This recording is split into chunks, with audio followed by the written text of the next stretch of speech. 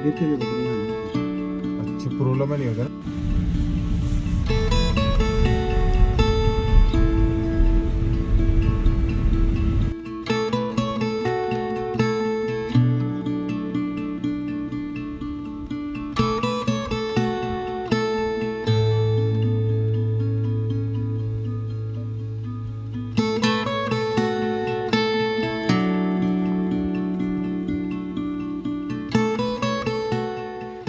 मैं इस समय उत्तराखंड की राजधानी देहरादून के चकराता ब्लॉक में हूँ और चकराता ब्लॉक के कोटी कनासर, अगर मैं सही कह रहा हूँ तो कोटी कनासर इलाका है। ये कनासर है, बेसिकली कनासर रेंज है, जंगलात की, वन विभाग की कनासर रेंज है। और उसके बीच में आप पहले ये दृश्य देखिए, कैमरे की नज़र से एक बार इस दृश्य को देखिए।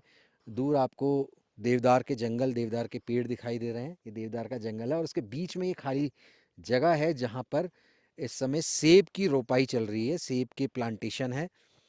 और सेब की प्लांटेशन के साथ साथ आपको और अलग अलग लहसुन, ब्लूबेरीज जैसी चीज़ें दिखाई देंगी।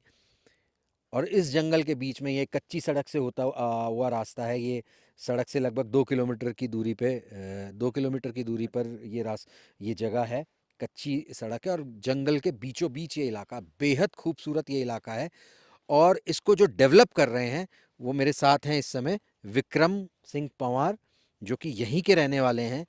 लेकिन रोचक बात ये है कि वो अपनी नौकरी छोड़ के इस काम को कर रहे हैं और बहुत अच्छी नौकरी छोड़कर ये काम कर रहे हैं।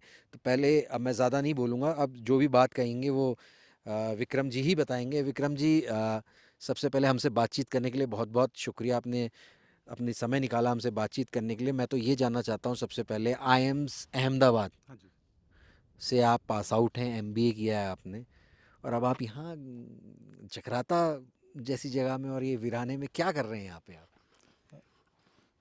सी मतलब जब आईएम अहमदाबाद से किया था तो प्लान था कि कुछ अपना मतलब कुछ अपना बिजनेस सेटअप करना है। हम्म, देन रियलाइज़ हुआ कि क्यों ना अपने एरिया में ही किया जाए। हम्म, और जहाँ पे अभी हम इस समय खड़े हैं जिस जगह पे, ये एक्चुअली एशिया का एक सबसे बढ़िया जो देवदार का जंगल होता है, हम्म, उस जंगल के बीच में हम लोग खड़े हुए हैं। हम्म, तो ये अपने आप में भी एक रोचक बात है जो मेरे को मतलब थोड़ी सी एक्साइटिंग लगती है। हम्म, और मैं यहीं पे एक बिजनेस मॉडल डेवलप करना चाह रहा हूँ जो कि रेप्लिकेट किया जाए हम्म, नॉर्मल लोगों के द्वारा भी।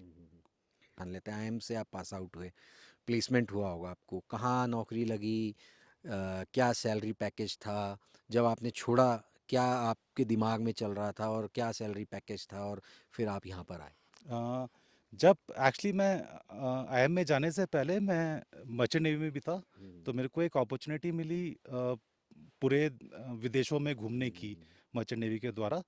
इनफैक्ट मैंने मतलब सर्कम नेविगेट किया है ग्लोब को। हम्म, उसके बाद एक मन बना कि मैनेजमेंट करके कुछ अपना सेटअप किया जाए। हम्म, तो जब आईएम अहमदाबाद से मैं पास आउट हुआ तो एक अच्छा पैकेज लगा था।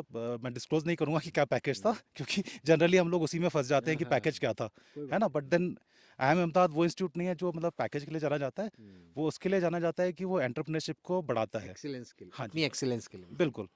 तो उसके बाद प्लान बना कि क्यों ना एक अपना सेटअप किया जाए हम्म, और अपने एरिया में सेटअप किया जाए जहाँ पे मैं मतलब जहाँ पे मेरा कुछ अपना सोशल कैपिटल है, जहाँ मैं लोगों को जानता हूँ। हम्म। तो वैसे ही शुरू हो पाया यहाँ पे। नहीं तो ये कितने साल आपने नौकरी करी? मैंने सर मर्चेंट नेवी में मैंने 3 से 4 साल तक सेल किया था। हम्म, उसके बाद मैनेजमेंट किया मैंने। नौकरी में केवल 6 महीने कर पाया हम्म, क्योंकि वो थोड़ा सा डेस्क जॉब था और मैं एक आउटडोर पर्सन हूँ तो मेरे हम्म, को थोड़ा सा वो सूट नहीं कर रहा था। हम्म, और मैं मतलब सी लेवल से 2500 मीटर ऊपर रहता हूँ। हम्म, तो सी लेवल पे रहना मेरे को वैसे भी हम्म, थोड़ा सा अनकंफर्टेबल लग रहा था। हम्म। तो क्या क्या समझ में आया सबसे पहले आपको कि क्या किया जाए यहाँ पे?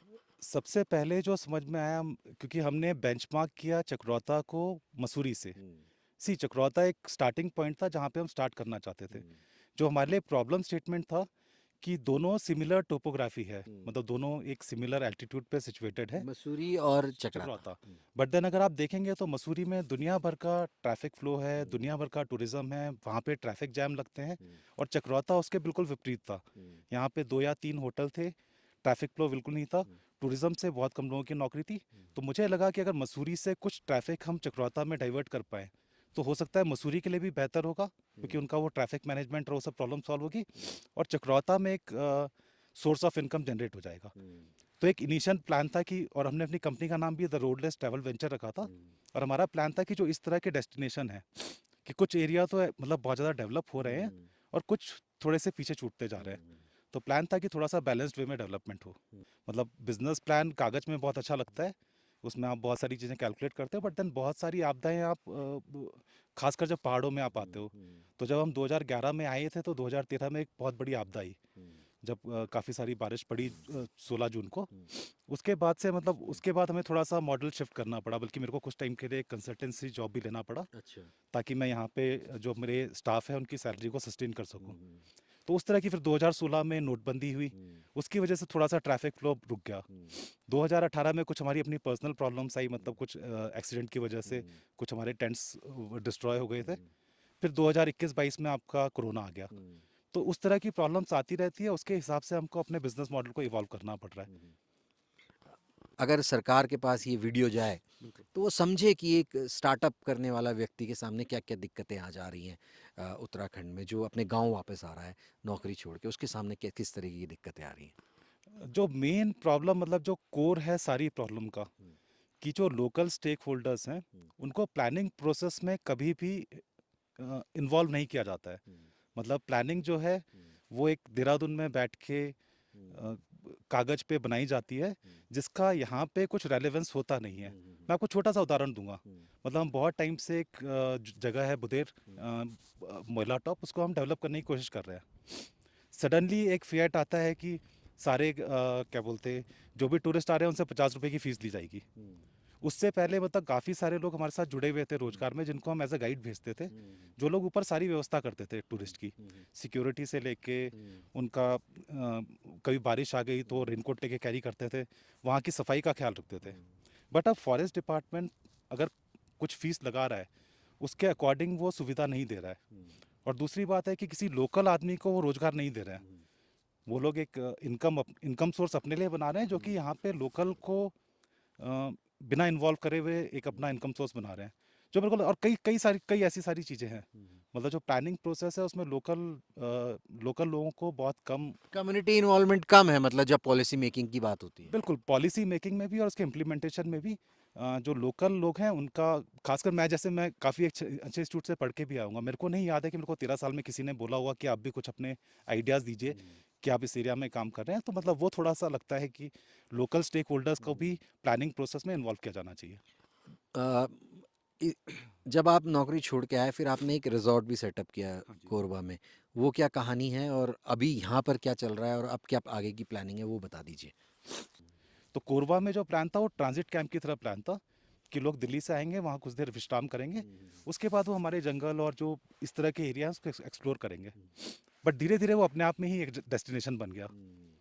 तो अभी हमने फिर से सोचा है कि हम वापस फोकस इस एरिया में लाते हैं, जो थोड़ा सा लेस ट्रैवल्ड है, टूरिस्ट मैप में उतना ज़्यादा नहीं है, और इसके आसपास बहुत सारे डेस्टिनेशन हैं जो, मतलब अगेन जैसे मैं चक्राता और मसूरी को कंपेयर कर रहा था, देन अभी मैं फिर से कंपेयर करता हूँ, चक्राता में ही कुछ डेस्टिनेशन हो रहे हैं जो बहुत ज़्यादा, जहाँ पे क्राउड जा रहा है और कुछ पीछे छूटते जा रहे हैं। तो मेन कॉन्सेप्ट वही है कि हम बैलेंस्ड और डिस्ट्रीब्यूटेड डेवलपमेंट करें। ये क्या है, ये जो कॉन्सेप्ट है जहाँ पे इस समय हम खड़े हैं, क्योंकि इसकी लोकेशन तो बहुत ही शानदार है। मतलब मैं आया हूँ तो मुझे मतलब बहुत मज़ा आया यहाँ पे, क्योंकि कच्चे ट्रेल से हम आए गाड़ी लेके, और देवदार का जंगल है, इतना बड़ा जंगल, मतलब एशिया का जब आपने कह ही दिया है तो बहुत ही प्यारी जगह है। अब इसके बीच में आप क्या करने वाले हैं ये एक तरह से एक स्टेटमेंट भी है, क्योंकि मतलब यह है कि आप करोड़ों की प्रॉपर्टी बना रहे हैं, बट देन आपके जो सुविधा है वो आप उसी को रेप्लिकेट कर रहे हैं जो आपको दिल्ली में मिल रहा है। जो आपके पैकेजेस हैं वो सेम है जो आपको दिल्ली देहरादून कहीं पे भी मिल सकते हैं। तो ये जस्ट एक वो, उसका आप बोल सकते हैं कि एक रिवॉल्यूशन लाना चाह रहा हूँ, कि जो हमारी जगह है इसमें कुछ कमी है। ऑब्वियसली हमारा जो रहने का इंफ्रास्ट्रक्चर होगा हो सकता है उतना मैच ना करे, बट देन जो हमारी जगह है वो वैसी है कि हम चाहते हैं कि रॉ फॉर्म में रहे। मतलब कोई आए तो इसको रॉ फॉर्म में एंजॉय करे। तो हमारा कॉन्सेप्ट ये था। मतलब जैसे यहाँ पे मैं आपको छोटा सा एग्जांपल देता हूँ, यहाँ पे इलेक्ट्रिसिटी नहीं है, तो हम कोशिश भी नहीं कर रहे हैं इलेक्ट्रिसिटी लाने की। हम जनरेटर भी नहीं दे रहे हैं लोगों को। हमने एक छोटा सा सोलर यूनिट लगाया है और थोड़ा सा बैकअप है।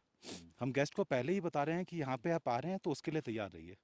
यहाँ पे मोबाइल नेटवर्क का प्रॉब्लम है, वो हम आपको पहले ही बता रहे हैं। अगर आप उस कंडीशन में आ सकते हैं, मतलब हम ये नहीं कोशिश कर रहे हैं कि ये सब सुविधाएं हम यहाँ पे लेकर आए, बट देन आप वो सब को गिव अप कर सकते हैं उन सब फैसिलिटी को।